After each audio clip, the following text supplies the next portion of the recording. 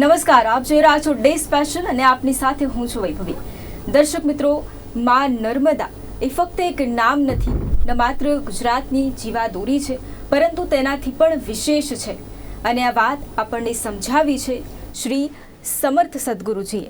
અને બિલકુલ દર્શક મિત્રો, જ્યારે આપણે પ્રકૃતિની વાત કરતા હોય, પ્રકૃતિના જતનની જ્યારે આપણે વાત કરતા હોય, આજનો સમય એવો છે કે આજના સમયમાં લોકો કદાચ પ્રકૃતિનું જતન નથી કરી શકતા, પરંતુ શ્રી સમર્થ સદગુરુજી કે જેઓ પ્રકૃતિના જતનમાં હંમેશા તેઓ આગળ પડતા રહ્યા છે. ખાસ કરીને જ્યારે પ્રકૃતિની વાત આવે ત્યારે હંમેશા તેઓ ગામે ગામ જઈને પણ તેઓ લોકોને સમજાવતા હોય છે.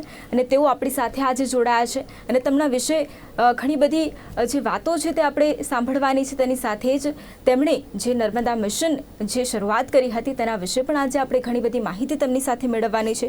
શ્રી સમર્થ સદગુરુજી, સૌથી પહેલા તો સ્વાગત છે આપનું ગુજરાત ન્यूज़માં. स्वागत है आपका.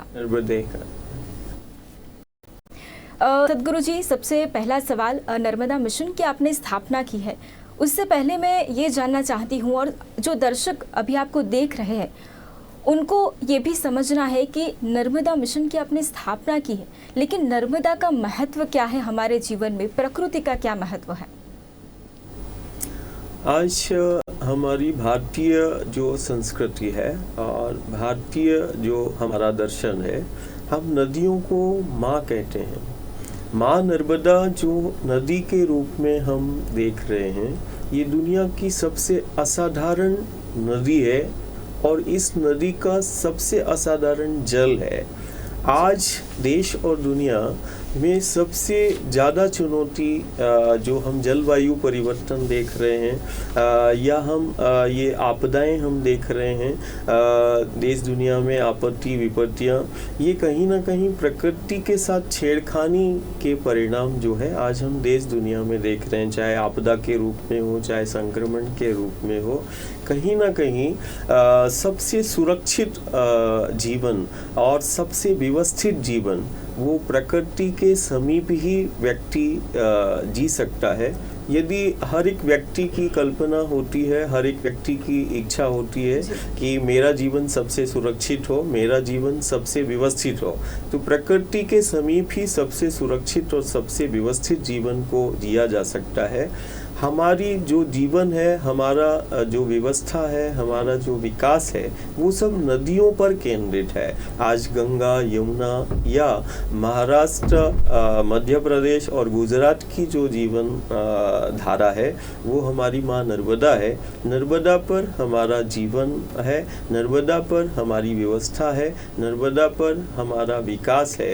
और कहीं ना कहीं आज धीरे धीरे नदियाँ प्रदूषित होती चली जा रही हैं. जितनी तीव्रता से इस अमृत तुल्य जल में विषाक्त हो रहा है ये जल, उतनी ही तीव्रता से हमारा समाज संक्रमण से ग्रसित हो रहा है. हम एक तरफ संक्रमण मुक्त समाज की परिकल्पना कर रहे हैं, स्वस्थ समाज की परिकल्पना कर रहे हैं, लेकिन विगत कुछ दशकों से बड़ी तीव्रता से गंगा नर्मदा का जल दूषित हो रहा है, जिसके कारण हमारा गांव नगर संक्रमण का शिकार हो रहा है. और ये असाधारण जल जिसके बिना हम जीवन की परिकल्पना ही नहीं कर सकते हैं, ना किसी व्यवस्था और विकास की परिकल्पना कर सकते हैं. तो नर्मदा हमारे लिए माँ है के रूप में जो है हम पूजते भी हैं और हमारी आस्था का भी केंद्र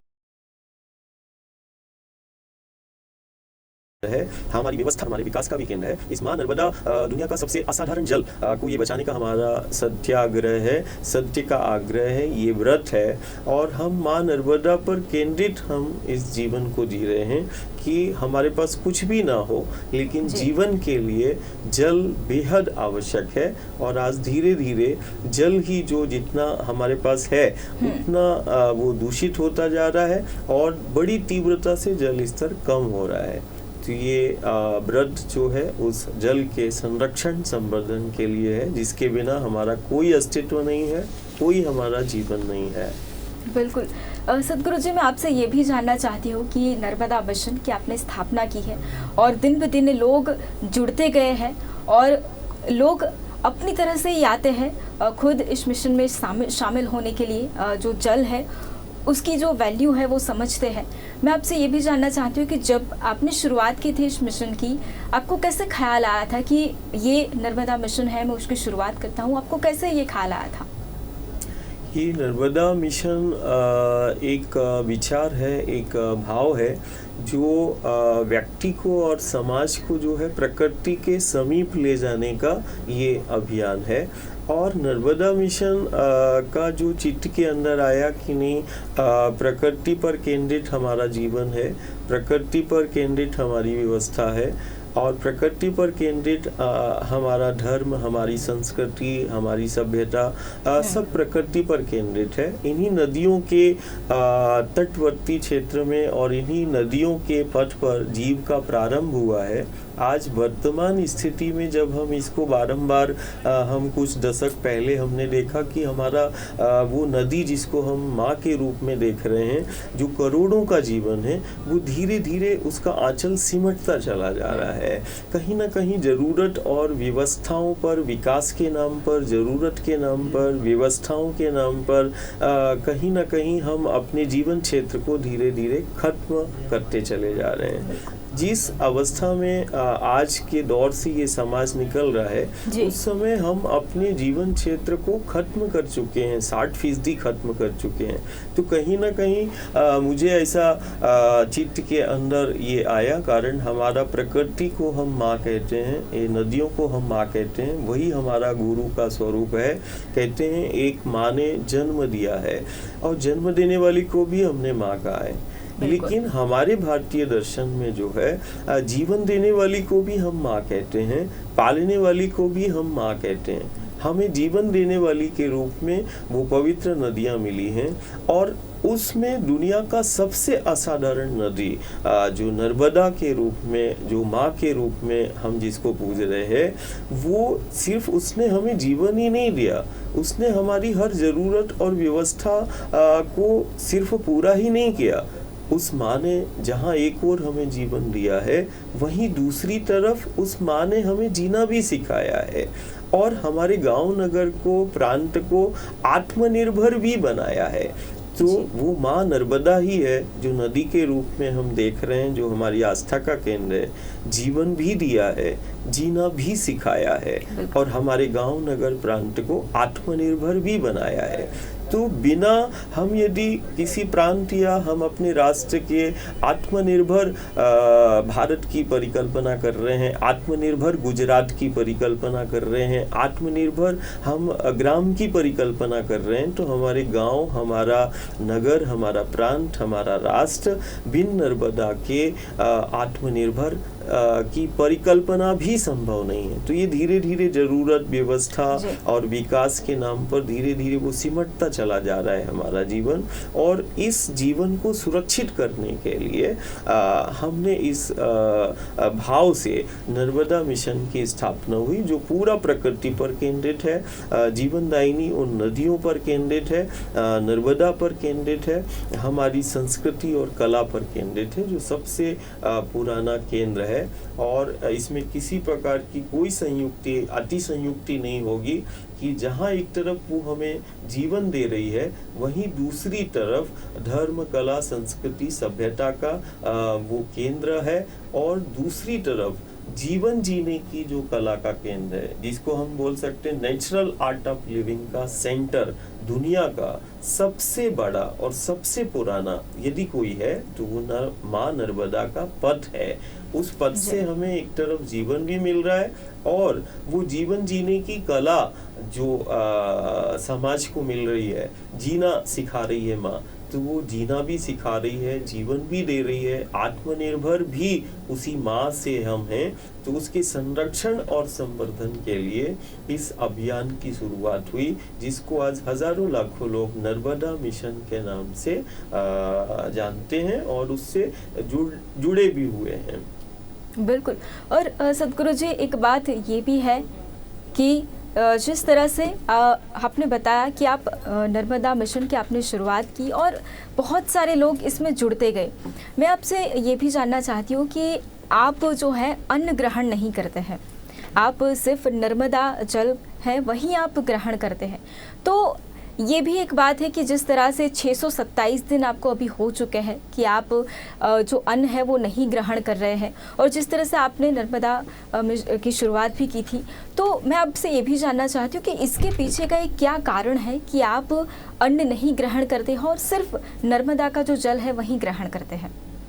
हम ये देश, दुनिया और समाज को और प्रत्येक परिवार को हम इस व्रत के माध्यम से कि हम सिर्फ नर्मदा का जल का हम सेवन करते हैं, हम इस व्रत के माध्यम से दुनिया को ये बताना चाहते हैं कि कितना असाधारण हमारे इन पवित्र नदियों का जल है और खासकर नर्मदा का जल है, जो आहार का दर्जा अन्न को है या फिर दूध को है, उस गौ के दूध को आहार के दर्जे के रूप में माना गया है और शरीर के लिए आहार बेहद आवश्यक है। लेकिन दुनिया के समक्ष इसको रखने के लिए कि ये सिर्फ प्यास बुझाने के लिए ये जल नर्मदा का नहीं है, हमारे पास यदि आहार के रूप में अन्न भी ना हो या दूध भी ना हो तो उस नर्मदा के जल के सेवन मात्र से जो है ये शक्ति का संचार ठीक वैसे ही ये जल करता है जैसे अन्न को ग्रहण करने के बाद हमें ऊर्जा प्राप्त होती है, वैसे ही जल के सेवन से जो है वो हमें वैसे ही ऊर्जा मिलती है जो हम भोजन करने से हमें मिलती है।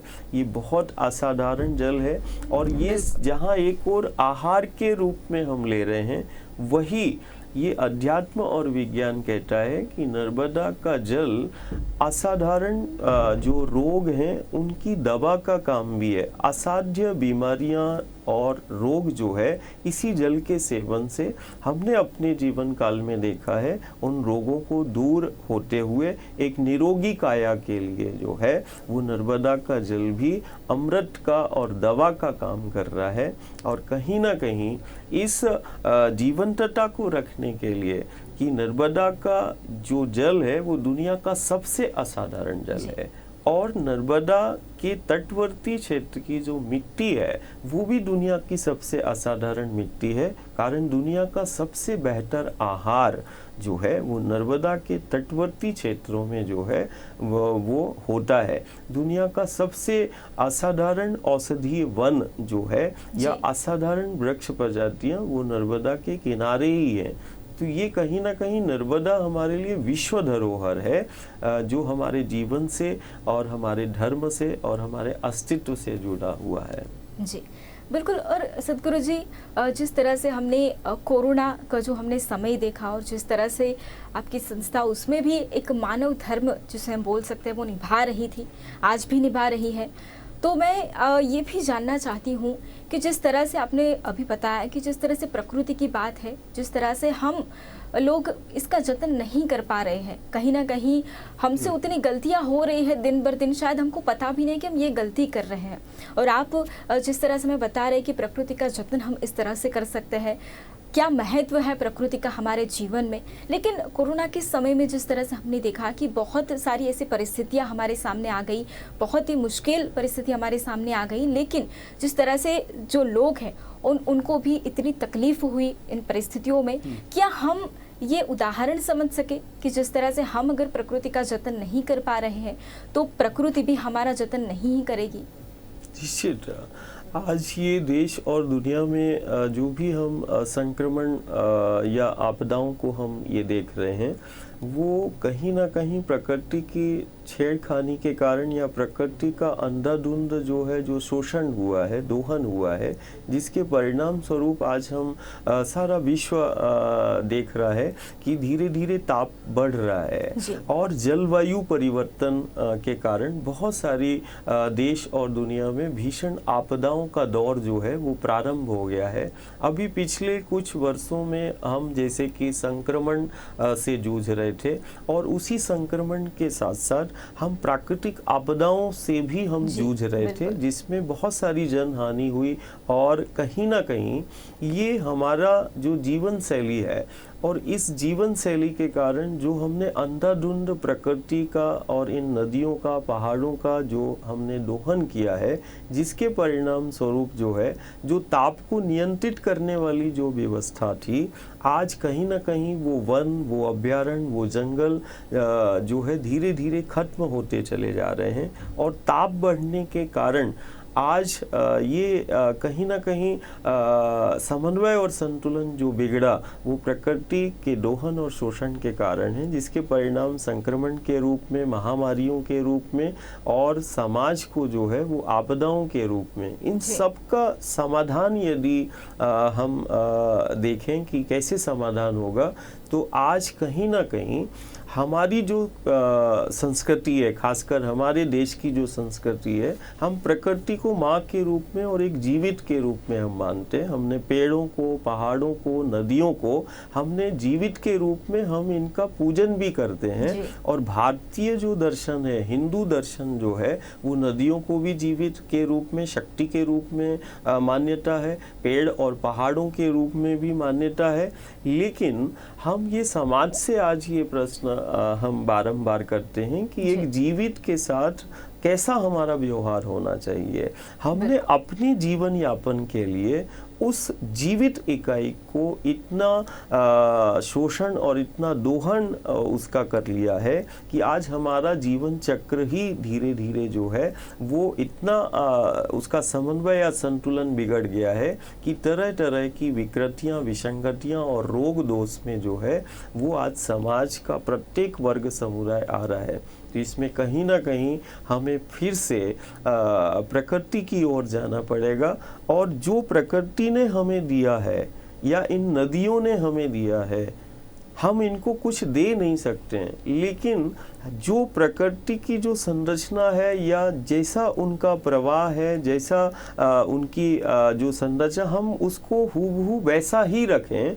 हम अपने जीवन यापन के लिए वो जीवन शक्ति, उस प्रकृति के साथ छेड़खानी हमें तत्काल बंद करना होगी, और कहीं ना कहीं अपने योगदान को सुनिश्चित करना पड़ेगा कि किस प्रकार से हम नदियों का संरक्षण और संवर्धन के लिए, शुद्धिकरण के लिए समाज के प्रत्येक वर्ग समुदाय को आगे आना पड़ेगा और अपने योगदान को सुनिश्चित करना पड़ेगा। बिल्कुल। और सतगुरु जी, जिस तरह से आप अखंड परिक्रमा कर रहे हो, आप बहुत सारे ऐसे गांव हैं जहां पर आप जाते हो, लोगों को समझाते हो कि प्रकृति का महत्व क्या है। ये भी जानना चाहेंगे कि बहुत सारे गांव में अगर आप गए हो, लोगों को आप कैसे समझाते हो कि प्रकृति का जतन हम कैसे करें? आज जन जागरण और बहुत सारी हम यात्राएं दिन रात कर रहे हैं। अभी इसी 21 माह में जो है निराहार ही हमने 5 बार नर्मदा का परिक्रमा किया। ये प्रकृति का संरक्षण और जीवनदायिनियों का शुद्धिकरण और संरक्षण संवर्धन विगत 16 वर्षों से चल रहा है। और हम जब भी नर्मदा के तटवर्ती क्षेत्रों में या किसी जीवनदायिनी के पथ पर हम भ्रमण करते हैं, तो उसमें आने वाले जो गांव और नगर हैं, प्रकृति का या नर्मदा का शुद्धिकरण संरक्षण के लिए हमने सबसे सशक्त जो हमारी दृष्टि में आता है वो हमारी परंपराएं हैं, वो हमारी मान्यताएं हैं। और हम कहीं ना कहीं शक्ति के रूप में हम उस नदी को हम पूजते हैं और उसकी आराधना और साधना भी हम करते हैं। तो जो हमारी परंपराएं या मान्यताएं हैं वो कहीं ना कहीं उस नर्मदा पर केंद्रित है। हमारा जो जीवन है वो भी नर्मदा पर केंद्रित है। और हम कहीं ना कहीं अभी जो हम जीवन शैली में बदलाव देख रहे हैं, जिसके कारण जैसे हम नर्मदा को हम यदि देखें तो नर्मदा का जो उद्गम है वो अमरकंटक है, और वो विंध्याचल और सतपुड़ा का संधि क्षेत्र है। जिस अमरकंटक से माँ का उद्गम हुआ है, वहाँ पर किसी भी प्रकार का कोई बर्फीले या कोई ग्लेशियर नहीं है जो बर्फ पिघल रही हो और पानी बन रहा हो। नर्मदा दुनिया की एकमात्र ऐसी नदी है जो पूर्णतः अभ्यारण्य या हम उसको जंगल कहें या वन कहें या पेड़ों पर उसका जीवन केंद्रित है। और अभी कुछ दशकों से हम ये लगातार देखते चले आ रहे हैं कि ज़रूरत और व्यवस्था के नाम पर, विकास के नाम पर हम उन पेड़ों को, जंगलों को जो है हम धीरे धीरे हमने ख़त्म करते चले जा रहे हैं। हम जंगल हमारे नर्मदा के किनारे के धीरे धीरे ख़त्म हो चुके हैं और 60% अब ख़त्म हो गए, जिसके कारण बड़ी तीव्रता से जल स्तर कम हुआ है। लेकिन जब हम गांव में जाते हैं और उनसे पूछते हैं कि नर्मदा का जल अब गुप्त हो रही है, माँ नर्मदा विलुप्त हो रहा है हमारा जीवन क्षेत्र, तो इसके पीछे क्या कारण है?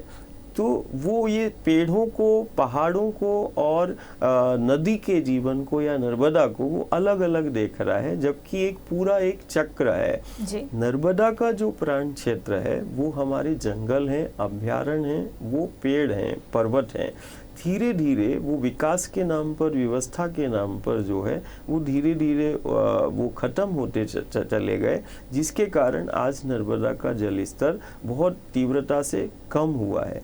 तो हम उस संरक्षण संवर्धन के लिए गांव को हम ये तैयार करते हैं कि ये जैसे मठ और मंदिर में मूर्ति है और मूर्ति यदि मठ में है तो मठ की मान्यता है, ठीक वैसे ही नर्मदा का तट और पथ वो हमारा मठ है, जिस मठ से हमें जीवन मिला, जिस मठ ने हमें जीना सिखाया, जिस मठ से हम आत्मनिर्भर हम गांव है, हमारे प्रांत हैं। और वो तट रूपी मठ की जो मूर्ति है वो हमारी ये पेड़ हैं। यदि पेड़ नहीं रहेंगे तो नर्मदा धीरे धीरे, जो अभी वर्तमान में उद्गम स्थल पर हम देख रहे हैं कि कई जगह पर नर्मदा गुप्त हो गई है। तो हम ये जन जागरण के माध्यम से और संरक्षण संवर्धन की दिशा में हमारी जो भारतीय हिंदू संस्कृति है कि हम पेड़ों को देव के स्वरूप में हम पूजते हैं और ईश्वर का स्वरूप हम मानते हैं। गुरु और गोविंद ने भी यही बताया कि वृक्ष मेरा स्वरूप है। तो जिस प्रकार मठ और मंदिर में मूर्ति की स्थापना होती है, वैसे ही हम लगातार नर्मदा के तटवर्ती क्षेत्रों में जो है उन देव वृक्ष मूर्तियों की स्थापना विधिवत, जो हमारी परंपरा और मान्यता है, हम अधिक से अधिक इस समय पर उन पेड़ों को, जिसको हम वृक्षारोपण कह रहे हैं, हम वृक्षारोपण नहीं कहते, हम तो देव वृक्ष मूर्तियों की स्थापना कहते हैं। और ये ईश्वर की शक्ति की सगुण उपासना से हम समाज को जोड़ रहे हैं। मुझे लगता है किसी नदी का संरक्षण या प्रकृति का संरक्षण प्रकृति की उपासना से ही संभव है, शक्ति की सगुण उपासना से ही संभव है। हम धरती को माँ के रूप में पूजते हैं, हम पेड़ों को, पहाड़ों को भी हम देवतुल्य मानते हैं और उनको पूजते भी हैं।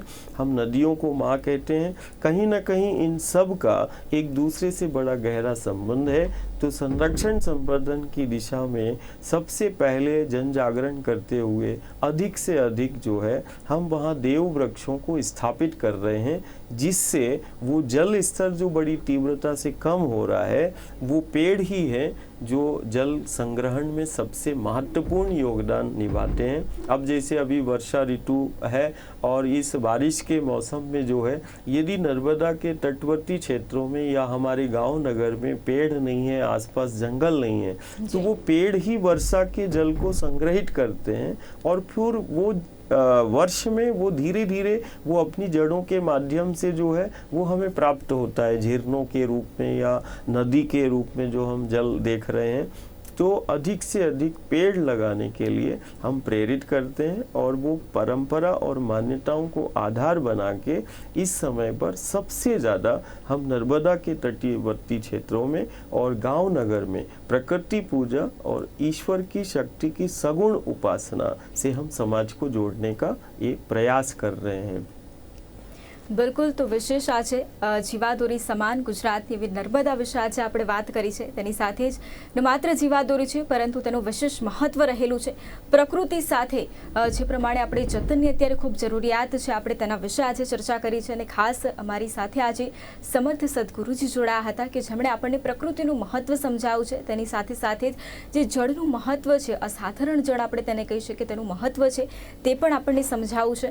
સદગુરુજી અમારી સાથે આપ જોડાયા તે બદલ આપનો આભાર। बहुत बहुत धन्यवाद हमारे साथ जुड़ने के लिए। तो बिल्कुल थे दर्शक मित्रों, डे स्पेशल कार्यक्रम में हाल बस आटलू ज। फरी मळीशुं नवा विषय साथे। त्यां सुधी रजा आपशो। नमस्कार।